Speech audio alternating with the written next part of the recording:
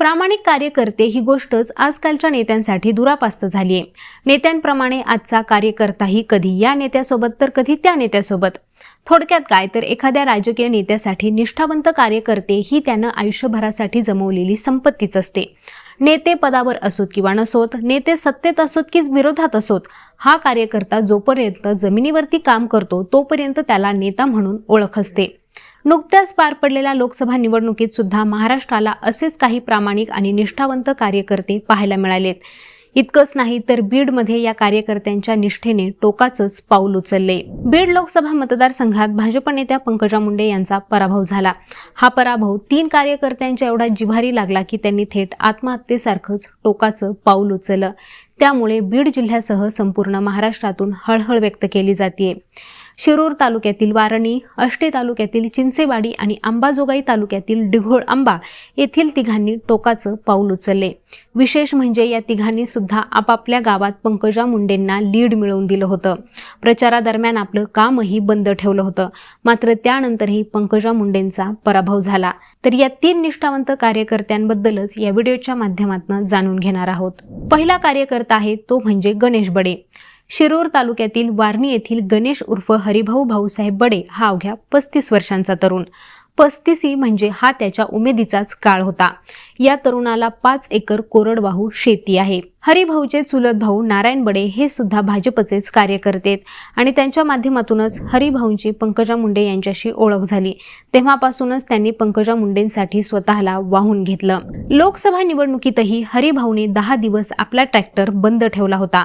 मानूर जिल्हा परिषद गटात तो प्रचारात उतरला, जीव तोडून आणि तहान भूक हरपून प्रचार केला। त्याच्या प्रचाराला यशही आलं। वारणी गावातील एकूण 3000 पंकजा मुंडेंना तब्बल 2500 मतं मिळाली, तर महाविकास आघाडीचे उमेदवार बजरंग सोनवणे यांना केवळ 47च मतं या गावातून मिळाली। मात्र त्यानंतरही बीडमधून पंकजा मुंडेंचा पराभव झाला। हा पराभव हरिभाऊंच्या चांगलाच जिव्हारी लागला।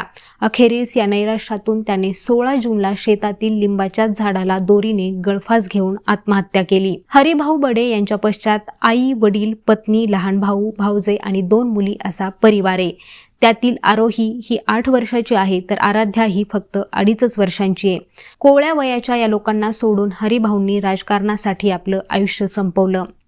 आता दुसरा कार्यकर्ता आहे तो म्हणजे पोपट वाय भासे। 36 वर्षांचा पोपट मधुकर वाय भासे हा मूळचा आष्टी तालुक्यातील चिंचेवाडी गावचा रहिवासी। उदरनिर्वाहासाठी तो कुटुंबासह पुण्यात आला। एका पतसंस्थेकडून 7 लाखांचं कर्ज घेतलं आणि ॲपे रिक्षा चालवू लागला। जोडीला तो मागच्या 10 वर्षांपासून पंकजा मुंडे यांच्या सोशल मीडिया टीम सोबत सुद्धा काम करत होता। आता निवडणूक जाहीर झाल्यानंतर त्यांना आपलं काम थांबवलं आणि गाव गाठलं आणि त्यानंतर पंकजा मुंडेंचा प्रचार सुरू केला। चिंचेवाडी गावातून 427 पैकी 418 मतं ही पंकजा मुंडेंना मिळाली, तर बजरंग सोनवणे यांना केवळ ही 9च मतं पडली।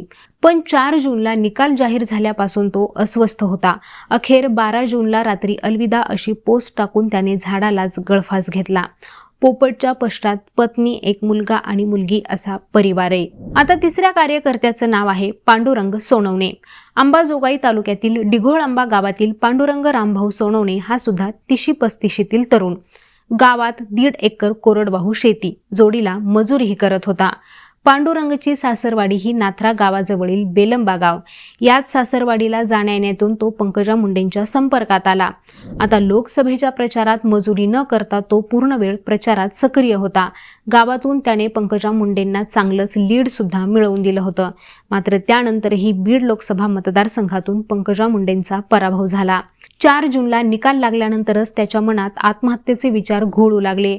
त्याने आपण आत्महत्या करणार असल्याचं सुद्धा गावचे सरपंच बाळासाहेब सोनवणे आणि अन्य ग्रामस्थांना सांगितलं होतं।